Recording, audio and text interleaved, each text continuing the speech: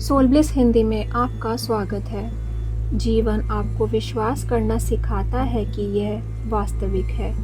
आप अनुभव करते हैं कि आपको भोजन एवं निद्रा प्रतिदिन अवश्य लेनी चाहिए, कि आप इनके बिना मर जाएंगे।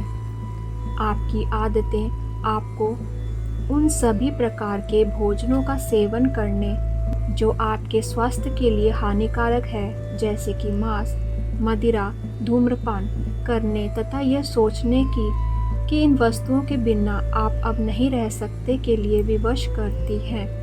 हम सभी अपनी चेतना में विभिन्न सीमाओं का दीवानगी से स्वप्न देख रहे हैं, और जब हम गलत व्यवहार के बुरे स्वप्न के गड्ढे में गिर जाते हैं, तब वहां से स्वयं को बाहर निकालने में हमें कठिनाई का सामना करना पड़ता है। सोचिए कि अपने शरीर की देखभाल हेतु आप कितना समय और प्रयत्न लगाते हैं, और इससे आपको क्या मिलता है।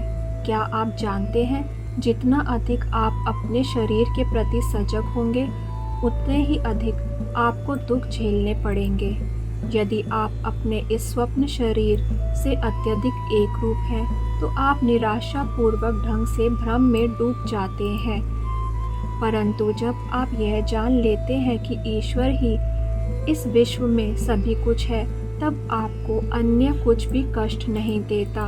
भारत में ऐसा उदाहरण है जहां लोग बिना एक भी छाले पड़े आग पर चले हैं। इंग्लैंड के कुछ प्रमुख वैज्ञानिकों ने एक युवा लड़के को 27 फीट ऊंची आग पर चलते हुए देखा। वहां मौजूद एक अखबार वाले ने सोचा कि आग नकली है। उसने वही प्रयोग किया और बुरी तरह जल गया। नवयुवक ने विचार की कुछ प्रक्रिया द्वारा अपने मन को इस सत्य के लिए निश्चित कर लिया था कि अग्नि चेतना के अतिरिक्त और कुछ नहीं थी, इसलिए उसके शरीर को क्षति नहीं पहुंचा सकी जो चेतना ही थी।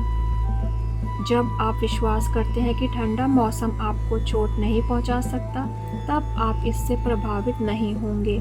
परंतु यदि आप सोचते हैं कि सर्दी से आपको जुकाम हो जाएगा, तब आप बीमार पड़ जाएंगे। बात यह है कि आप मन को नियंत्रित करने का अभ्यास नहीं करते। अपने मन के नियंत्रण द्वारा आप अनुभव कर सकते हैं कि यह विश्व एक भ्रम है। इसलिए संत जन अपने शिष्यों को शरीर को अनुशासित करने पर बल देते हैं तथा इसे अधिक महत्व ना देने को कहते हैं। इसका उद्देश्य शरीर को कष्ट देना नहीं, अपितु शिष्य को उन सभी कष्टों से बचाने के लिए है जो कि उसे घेर लेंगे। यदि वह यह विश्वास करता है कि सुख भौतिक वस्तुओं से मिलता है, सुख मन से आता है, अपने मानसिक दृष्टिकोण को बदलें और आप कष्ट का अनुभव नहीं करेंगे। जीवन को सरल बनाना सर्वोत्तम है। मैंने भारत में ऐसे संतों को देखा है जो कि कदाचित ही कुछ खाते हैं और अत्यंत कठोर परिस्थितियों में रहते हैं, फिर भी उनके शरीर आश्चर्यजनक रूप से शक्तिशाली होते हैं।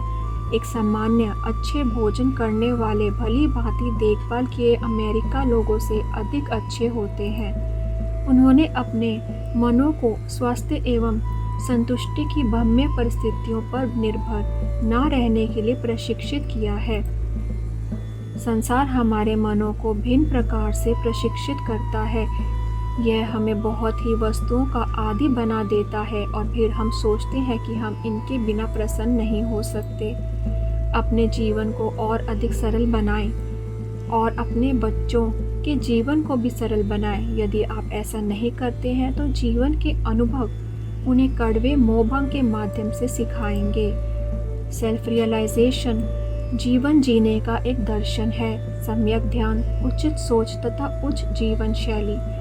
अपने बच्चों का पालन इस दर्शन के अनुसार करें। उन्हें अधिक लाड प्यार ना करें या उन्हें गलत उदाहरण द्वारा अपने शरीर पर अत्यधिक ध्यान देने तथा हानिकारक इच्छाओं की पूर्ति करने का प्रशिक्षण ना दें।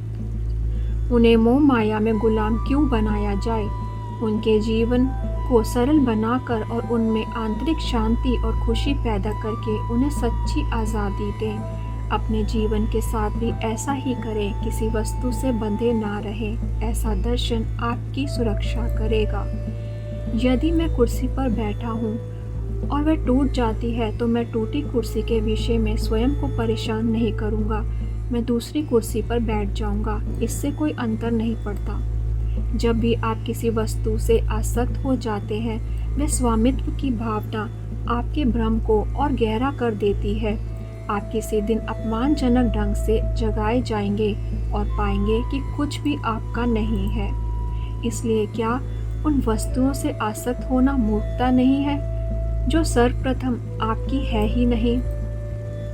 आपका दृष्टिकोण ऐसा होना चाहिए कि आप इन वस्तुओं की कुछ समय के लिए देखभाल कर रहे हैं, जैसे कि एक घर का रक्षक जो कि अपने मालिक के घर में रहता है तथा भक्तिपूर्ण, निष्ठापूर्वक तथा ईमानदारी से इसकी देखभाल करता है, परंतु जानता है कि उसका अपना घर कहीं और है।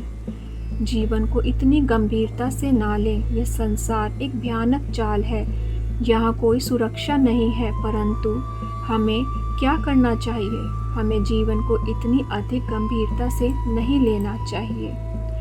भ्रम को एक दर्शन पर निरंतर चलकर परास्त किया जा सकता है। यहाँ प्रत्येक वस्तु ईश्वर के चरित्र से अधिक और कुछ नहीं है। हम सभी अभिनेता हैं। हमें अपनी भूमिका भली भांति निभानी चाहिए, परंतु हमें स्वयं को इस नाटक के साथ अत्यधिक एक रूप नहीं बनना चाहिए। यही एकमात्र ऐसा मार्ग है जिसके द्वारा हम बोध कर सकते हैं कि यह संसार एक सपना है, कि ईश्वर ने पूरे विश्व को अपने विचार से बनाया है। इसलिए यद्यपि उन्होंने यह स्वप्न पृथ्वी रची, उन्होंने इससे पार जाने का मार्ग भी दिखाया है। इस संसार में कुछ भी भयानक नहीं हो सकता जिसे हम दुःस्वप्न में दोहरा नहीं सकते। आपको ऐसे बहुत अनुभवों से गुजरना पड़ता है। यदि एक स्वप्न में आप यह अनुभव करते हैं कि आपकी टांग कार के नीचे कुचली गई है, तो आपकी पीड़ा ऐसी वास्तविक प्रतीत होती है जैसे कि आपकी टांग सचमुच क्षतिग्रस्त हो गई है। लेकिन जब आप जागते हैं तो आप हंसते हैं और कहते हैं, ओह कितना मूर्खतापूर्ण है, यह केवल एक बुरा सपना था। जब आप ईश्वर में जागेंगे तो बिल्कुल यही होगा। वह आपको इस दुःस्वप्न से बाहर निकाल देंगे और कहेंगे, क्या बात है, आप केवल पीड़ा और मृत्यु का सपना देख रहे थे, और वह तुम्हें वास्तविकता दिखाएंगे। यह अनुभव अंततः वे समस्त मानव जाति को देते हैं। यह अद्भुत है। ईश्वर की स्वप्न रचना आपको डराने के लिए नहीं थी, बल्कि आपको यह एहसास दिलाने के लिए थी कि इसमें कोई वास्तविकता नहीं है। तो फिर किसी चीज़ से क्यों डरें? यदि आप बौद्धिक स्तर पर यह जान लेते हैं कि जीवन एक स्वप्न है, परंतु फिर भी इसका पूर्ण रूप से बोध नहीं किया और ना ही अभी तक ईश्वर को पाया है, आप ना तो इस संसार में हैं और ना ही इस संसार से बाहर। ये एक दुखद स्थिति है। उस भ्रम में फंसे ना रहें। ईश्वर को पाने का सर्वोच्च प्रयास करें। मैं आपको व्यवहारिक सत्य कह रहा हूँ, व्यवहारिक समझ और एक ऐसा दर्शन दे रहा हूँ जो कि आपकी पीड़ा की चेतना को दूर कर देगा। किसी बात से ना डरे। यदि मृत्यु आती है तो ठीक है, जो कुछ होना है होगा ही। इस स्वप्न से ना डरे। प्रतिज्ञापन करें, मैं बुरे स्वास्थ्य, निर्धनता तथा दुर्घटनाओं से नहीं डरूंगा। परमेश्वर मुझे आशीर्वाद दें कि जब आप मुझे परीक्षणों में उतारें तो मैं उनकी ब्रह्म प्रकृति को पहचान लूं तथा उन पर सकारात्मक कर्मों तथा अंतकरण में आपसे एकत्व में रहकर विजय पाऊं। ध्यान उस पवित्र चेतना को अनुभव करने और अभिव्यक्त करने का प्रयास है जो आपके भीतर ईश्वर का प्रतिबिंब या छवि है। शारीरिक चेतना के भ्रम को मिटा दें तथा अनावश्यक आवश्यकता के लिए मन एवं शरीर की सहभागी मांगों को मिटा दें। जितना हो सके उतना सरल बने। आप यह देखकर आश्चर्यचकित रह जाएंगे कि आपका जीवन कितना सरल और खुशहाल बन सकता है। तो अपने आप को स्वतंत्र करें, अन्यथा मृत्यु आपको स्तब्ध कर देगी और आप ये दर्दनाक रूप से सीखेंगे कि आप कितने आसक्त हैं। आप इस दुनिया से जाने के लिए बिल्कुल तैयार नहीं हैं, लेकिन अगर सही जीवन सही सोच और ध्यान से आप अनंत की ओर दौड़ सकते हैं, तो जीवन और मृत्यु के सपने उसके शाश्वत अस्तित्व के नित नए आनंद में विलीन हो जाएंगे। इसलिए ध्यान संसार के लिए बिना मरे मरना है। यह एक व्याख्या है जो प्रभु ने मुझे दी है। ध्यान में आप सचेत रूप से वही करते हैं जो आप हर रात नींद में अनजाने में करते हैं। जब आप शरीर को देखते हैं और उसके दर्द और पीड़ा के बारे में सोचते हैं, तो आप कहते हैं, ये क्या है? निश्चित रूप से मैं जागूंगा और पाऊंगा कि यह सब एक बुरा सपना है। उत्तर प्रत्येक रात्रि को मिलता है जब आप सो जाते हैं। यह स्वप्न संसार तथा यह स्वप्न शरीर अपने सभी कष्टों एवं पीड़ाओं के साथ आपकी चेतना के पटल से अदृश्य हो जाते हैं। यदि जीवन स्वप्न ना होता तो आप नींद में भी इससे दूर नहीं हो पाते। प्रत्येक रात्रि आपकी चेतना आपके शरीर को छोड़ देती है, आपको यह स्मरण कराने हेतु कि आप शरीर नहीं हैं, तथा जो कुछ आप रात्रि में निद्रा में अचेतन रूप से अनुभव करते हैं, उसे आप सचेतन रूप से ध्यान में अनुभव कर सकते हैं। बिना सोए या होश खोए गहरे ध्यान में अपने मन को शांत और शांतिपूर्ण रखें, ठीक वैसे ही जैसे ये स्वप्नहीन अवचेतन नींद में होता है और अतिचेतन की सूक्ष्म दुनिया में प्रवेश करे। वहाँ शरीर भूल जाता है तथा अपने सच्चे प्रकृति अपनी आत्मा के परमानंद एवं शांति तथा आत्मा और परमात्मा के मिलन का आनंद लेते हैं। समाधि के ध्यान में मैं इस आनंदपूर्ण स्वतंत्रता का आनंद अनुभव करता हूँ।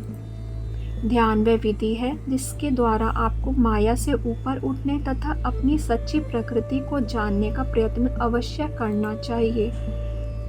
यदि आप इस चेतना को माया के भ्रामक अनुभवों से विचलित हुए बिना कार्य एवं ध्यान करते समय बनाए रख सकें, तब आप ईश्वर के इस स्वप्न जगत से ऊपर हो जाएंगे।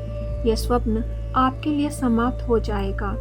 इसलिए भगवान श्री कृष्ण ने बल देकर कहा कि यदि आप परमात्मा में मुक्ति चाहते हैं, तो आपको प्रत्येक परिस्थिति में समचित रखना चाहिए।